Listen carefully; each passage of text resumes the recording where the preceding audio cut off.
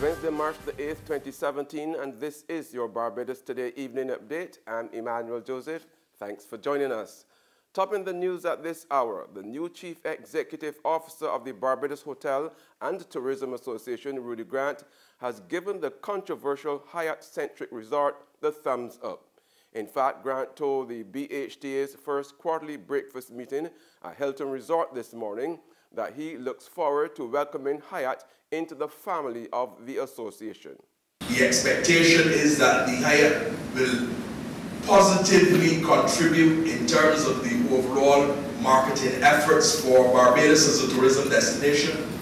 It will provide additional rooms to facilitate the increasing number of visitors that we have. There has been a significant increase in airlift coming into Barbados, particularly out of the United States. And therefore, as a tourism association, we look forward to the operation of Hyatt and to welcome them as a partner and a member of the BHTA. Prime Minister Stuart says he is disturbed that Barbadians seem anxious to return to being graded by foreigners for their educational achievements. Speaking this morning during the formal presentation of thousands of computers, chairs, and desks from China, Stuart noted that the Indigenous Caribbean Examinations Council certification program was working very well, with recognition from countries such as China itself. That we seem now to be working ourselves back into a frame of mind where once again we want to sit exams for people outside of Barbados and wait on them to grade us. And if they tell us that we have passed, we're supposed to feel good that we have passed. And when they say that we have failed, we're supposed to hold our heads down in shame and think that we are failures. That is not what we should be doing 50 years after independence. We have a project here in Barbados that has been working quite well. That project receives validation and support from countries like the People's Republic of China.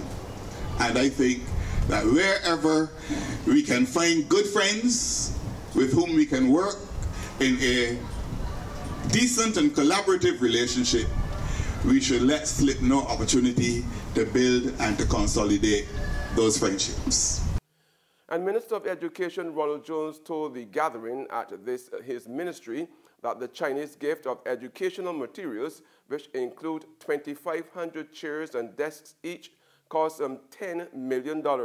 He said there are 14,000 computers which will be distributed to public and private schools as well as tertiary institutions. To my right, you will have the desktops. There were some 3,000 desktops as part of that package.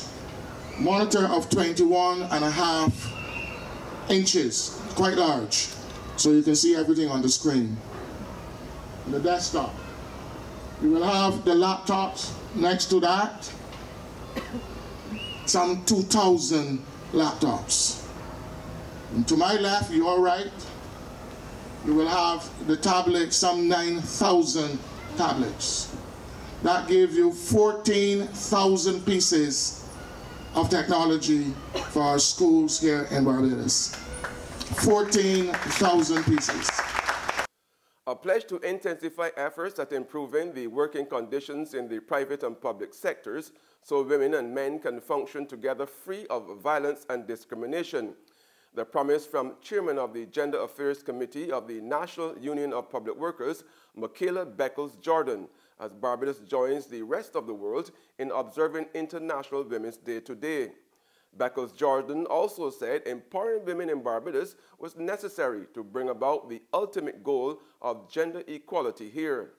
In a statement marking the International Day, Opposition Leader Mia Mottley said, while there have always been pockets of women who headed households and struggled to make ends meet, the situation was now more widespread. She attributed this to what she said was the protracted economic malaise of the last 9 years and government's inability to implement corrective measures. Now, head of UN Women, Tony Broadbent, says the current pay situation between men and women was unsustainable and needs to be changed. Broadbent was addressing a panel discussion this morning hosted by UN Women and the Barbados Coalition of Service Industries. The gender pay gap in the Caribbean and Latin America is 19%. And reports show that in Barbados, men earn 25% more than women. And they checked to make sure that age, class, all of the things, all of the indicators that would explain this gap were checked. But this is the unexplainable. Why are they making 25% more? An August 2010 Inter-American Development Bank review of gender earning gaps showed that in both Barbados and Jamaica, females' educational achievement is higher than that of men. So women are having more degrees, as we said, and secondary degrees as well than men. However, men's earnings still surpasses that of their female peers. In sport, with the 3-match ODI series already won by England, the West Indies go into the final game at Kensington Oval here in Barbados tomorrow, looking for ranking points. Another defeat for the home team will leave it stuck on 84 points in the ODI rankings, 5 behind Pakistan in 8th place. However, a win would lift the Caribbean team up to 86, with the understanding that Pakistan is its next opponents. With automatic World Cup qualifications, Stuart Law's immediate goal having taken over as coach last month, West Indies' next 4 home fixtures could go a long way to determining their fate. There's regional and international news after this short break. Left, right, left, right, left, right, left. Let me step up, call we fed up. And we marching now, call we fed up. I am ready to march. Every day there is another issue that this government doesn't know how to solve. They keep piling on the taxes, but yet taking away your benefits. The roads, the water problems, the garbage pileups, the downgrades, the Prime Minister's silence. I am just fed up and ready to march. Fed up of them? Then step up if you're fed up. March 11th from Jubilee Gardens. The march starts at 4 p.m. Get your paper, get your paper. Only $2.25, $2.20. Who? For what? That's Bear Stale News. I don't read about that on Barbados today since last night. That can't only care do. $2.20. Who? The Barbados Today, news you can trust.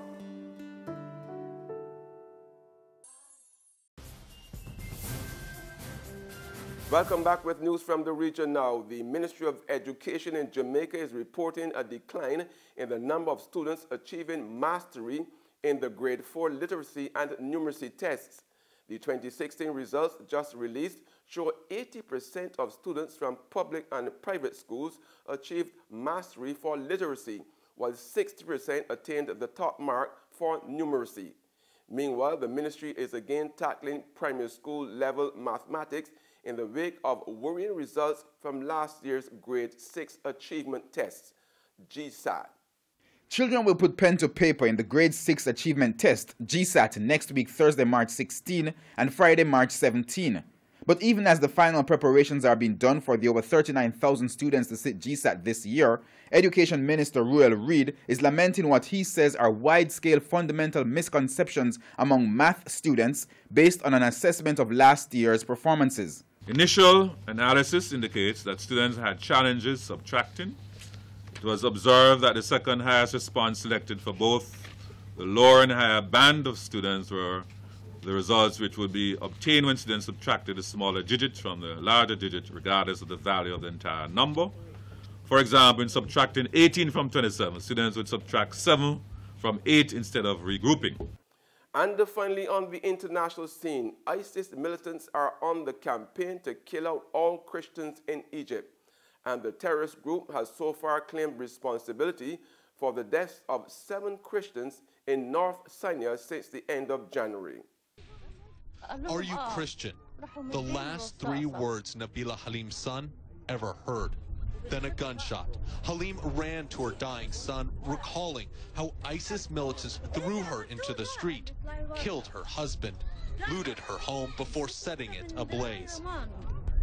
Halim is one of dozens of Christian families fleeing North Sinai to Ismailia on the shores of the Suez Canal. She says her son, Medhat, knew the danger, but refused to leave. If the terrorists kill me, I will have the honor to die a martyr and be with Jesus, she recalls him saying.